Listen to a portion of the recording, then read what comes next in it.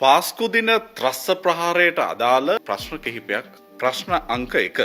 දේශපාලන රැකවරණ බලාපොරොත්තුවෙන් කිසියම් පුද්ගලයෙක් සාක්ෂිමය වටිනාකමක් නැති ගරු අධිකරණය තුළ මේ තරම් උත්කර්ෂයට නැංවීම කොතෙක් දුරට සාධාරණ? ප්‍රශ්න අංක 2.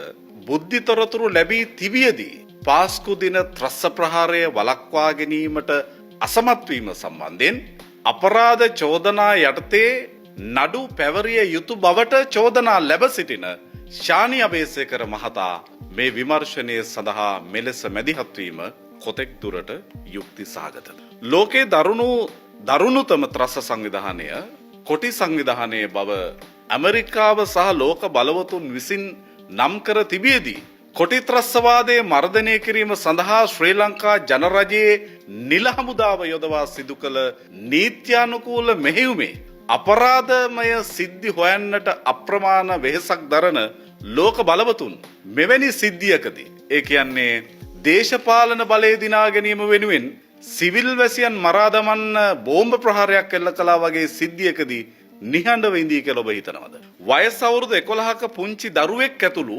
ඇමරිකානු පුරවැසියන් 5 දෙනෙකු මේ ත්‍රස්ස ප්‍රහාරයෙන් මියගොස් සිටියේදී කවුරු හරි හිතනවද ඇමරිකාව මේ සිද්ධියේදී මෙහෙම නිහඬව හිටියේ කියලා? මේක දේශපාලන බලය දිනා ගැනීම සඳහා ශ්‍රී ලංකාව ඇතුලේ සිදු කරපු දේශපාලන ව්‍යාපාරයක මැදිහත් වීමකින් සිදු කරපු ප්‍රහාරයක් නම් ඇමරිකාව ඒ සිද්ධියේදී මෙහෙම නිහඬව ඉඳීද?